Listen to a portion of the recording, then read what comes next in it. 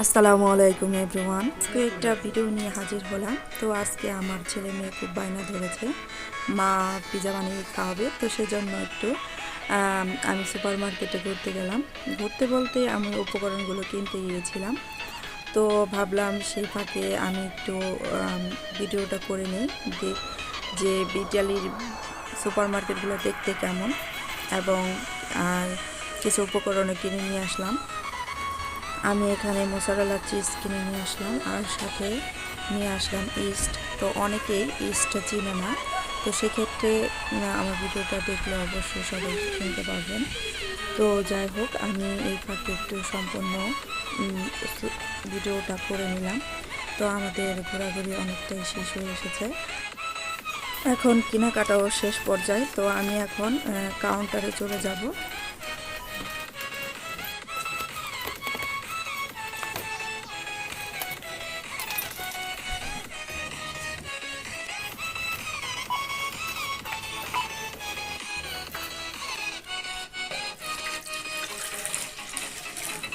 তো বাসায় চলে এসেছি, এখন আমি পিজার ডোটা তৈরি করে নেব। তো প্রথমে আমি 200 মিলি গরম দুধ নিয়েছি, হালকা গরম, আর সাথে 120 মিলি হালকা গরম পানি নিয়েছি।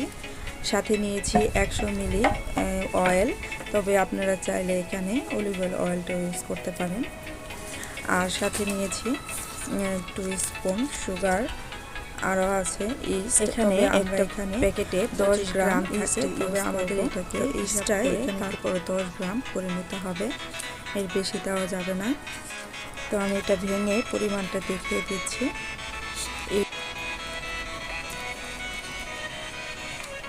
ভালো করে ইস্টটাকে ভেঙে তারপরে সব উপকরণগুলোর সাথে মিক্স করে নিতে হবে। এখন আমি ফারিনা দিয়ে দেবো, মানে ময়দা। তো এখানে আমি 3 কাপ ময়দা ইউজ করেছি, যদি কম বেশি প্রয়োজন হয় সেটা আমি পরে অ্যাড করে নেব। তবে 10 গ্রাম ইস্টের জন্য 3 কাপ ময়দাই বেস্ট, এর বেশি প্রয়োজন হবে না।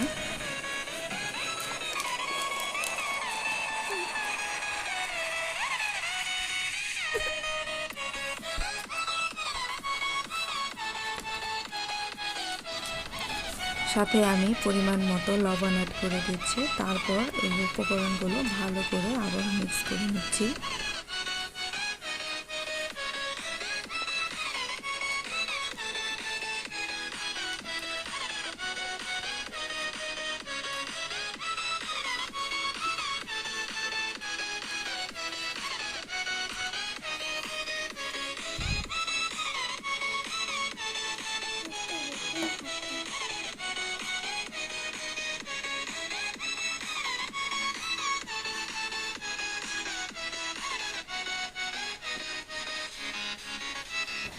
হাতের সাহায্যে ভালো করে ডোটা তৈরি করে নিচ্ছি, তবে ডোটা সফট হতে হবে। তো আমার ডোটা রেডি হয়ে গেছে, অনেকটাই সফট হয়ে এসেছে। তো এখন আমি এটাকে একটু পিলিগুলা দিয়ে এটাকে কয়েক ঘন্টার জন্য রেখে দিব। তো কম হলেও আপনারা 30 থেকে 40 মিনিট এটাকে রেস্টে রেখে দিবেন। তো আমি এখন এটা পিলিগুলা দিয়ে এটাকে আটকে রাখছি। তবে পেলিকুলা দিয়ে আটকানোর আগে একটু সামান্য তেল দিয়ে ডোটার উপরে সেট করে দিতে হবে, এতে করে ডোটা সফট থাকবে। এই ডোটা দিয়ে আপনারা চাইলে ডোনাটও তৈরি করে নিতে পারেন। আমি 1 ঘন্টা পর ফিরে এলাম, দেখুন ডোটা কতটা ফ্লাফি হয়েছে এবং সফট হয়ে এসেছে। এই পর্যায়ে আমাদের হাতের সাহায্যে এটাকে মিক্স করে নিতে হবে। এটাকে বেশি চাপাচাপি করা যাবে না, এটাকে আলতোভাবে এটাকে মিক্স করে নিতে হবে। আমি এখানে পিজা তৈরি করার জন্য শিমল মরিচ, মোজারেলা চিজ, সস এবং সসেস নিয়েছি। এখন আমি হাতের সাহায্যে ছোট ছোট বল তৈরি করে তারপরে রুটির আকৃতি দিয়েছি। তো আপনারা চাইলে একেবারে বড় একটা রুটি তৈরি করে তারপরে সে কাটার দিক কেটে এটাকে ছোট ছোট রুটির আকৃতি দিতে পারেন। তো এখন এটাকে আমি একটা চামচের সাহায্যে এটাকে সিদ্ধ করে দিচ্ছি।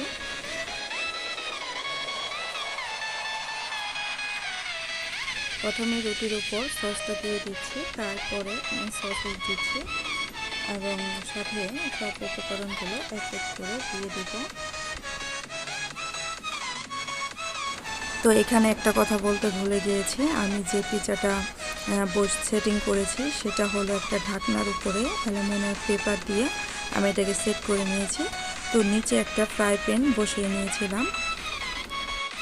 তো আপনারা চাইলে সরাসরি ফ্রাই প্যানেও এই পিজাটা তৈরি করে নিতে পারেন।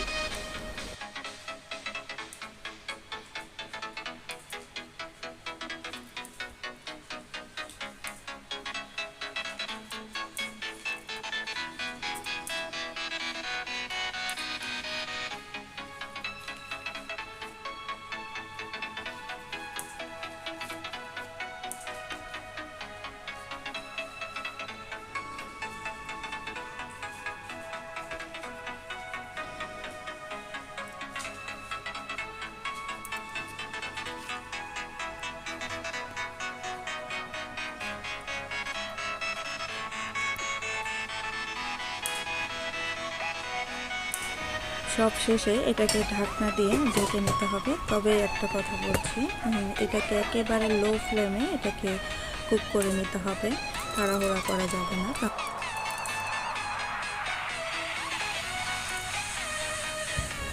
তো আমি এখানে একটু চিলি ফ্লেক্স দিয়ে দিচ্ছি। যারা স্পাইসি খেতে পছন্দ করেন তারা এই চিজের উপরে দিতে পারেন।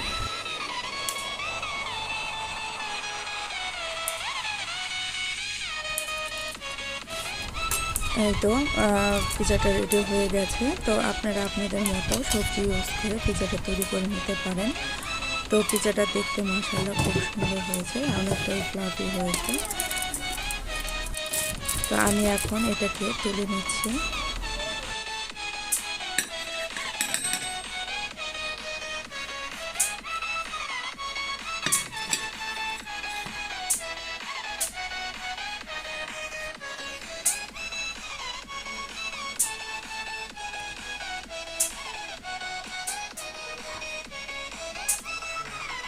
আমি একটু ভেঙে দেখাচ্ছি কতটা সুন্দরভাবে পিজাটা তৈরি হয়েছে। তো আমার ভিডিওটা ফলো করলে যে কেউ ঘরেই তৈরি করে নিতে পারবেন এই ছোটো মিনি পিজা।